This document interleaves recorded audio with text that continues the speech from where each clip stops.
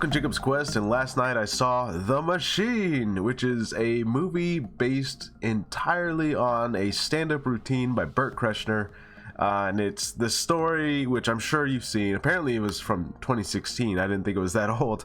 But yeah, it's just the story of, oh yeah, back when I was in college or high school or whatever, he went to Russia and he got involved with the mafia there, and they pulled some hijinks, and it's just this really famous stand-up routine that went viral in the real world. And apparently someone bought the rights to that, made this movie about that, and that's basically what this is. It's just like an adaptation of that story, but obviously with embellishments and a fictionalized version of something happening in the real world after that stand-up routine. It's, you know, it's that really meta kind of thing. It's you know, fictionalized versions of himself and his family and stuff like that. So the first thing I want to say is that Bert Kreischer is not a stand-up comedian that I know a lot about. I've seen, obviously, the famous bit, right? Like, I've seen, it's been, you know, probably 3 or 4 years since I've seen that bit. But, you know, I remember when it was everywhere and it was really popular. So the first thing is like, well, I haven't really heard of this guy much since then. So I don't know, like, you know, I don't know what his deal is. I don't know if he's like one of these comedians that people are still really into, or if he's kind of, you know, he hit his high mark and then it kind of faded. You know, he had his 15 minutes kind of thing. The other thing is that, like, this is an adaptation of something that went viral in 2016. You know, it's like, do people still remember this? You know what I mean? It's just one of those interesting things where it's like, this might be several years too late to do this. So it's interesting. Obviously the pandemic happened, but I don't know when this movie was originally supposed to come out, but it coming out in 2023 seems interesting. It seems really late, but hey, I don't know.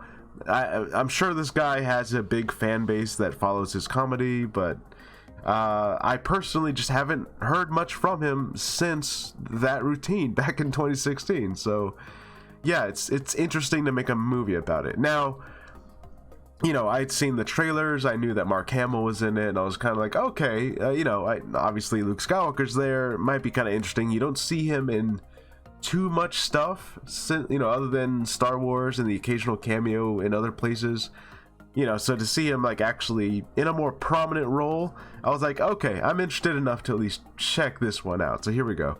And yeah, I will say this movie, it's supposed to be this raunchy action comedy, which it is, but it does feel oftentimes like it didn't quite push the envelope as much as I was hoping it would. You know, there are a couple of really great like action sets, and they do, like, you know, when those things happen, there's a lot of blood and a lot of like, oh man, that actually, they went crazy for it, you know, like it's like this big kind of dark comedy thing. But that doesn't happen as often as you would kind of think it would, you know. And I don't quite know if it's just because it's just like the pacing of this guy's comedy or what, but like, you know, I didn't find myself laughing at a lot of the jokes except for some of the bigger pieces, and like I said, just the action didn't quite go as over the top as I thought it was going to. You know, I thought it was going to be like this crazy, like exaggerated, you know, kind of, you know, the fat guy is now this action movie star who's, you know, cracking jokes and, you know, a bunch of people are dying, and that does eventually kind of happen at the end, but it definitely it takes a while to get there.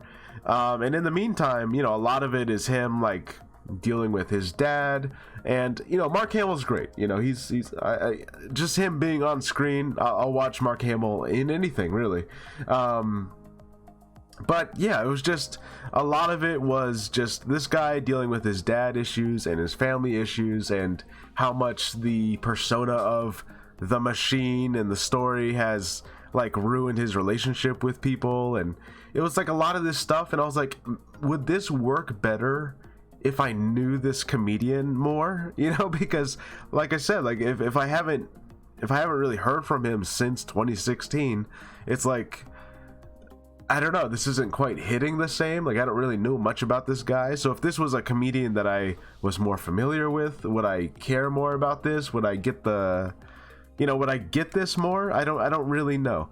But as a movie on its own, I will say this. I was entertained the whole time. I might not have been like laughing at every joke that landed, but I was definitely like, I wasn't finding myself bored. I was still paying attention to everything that was happening, but it did kind of feel like this should be funnier.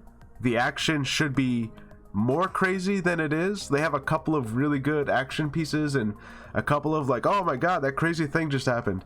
But it feels like that should have been happening more often than it did, and I was kind of surprised. I was like, it feels like you have all the ingredients here, but it didn't quite go there, Like, this is a rated R movie, but you didn't quite use it to its full ability.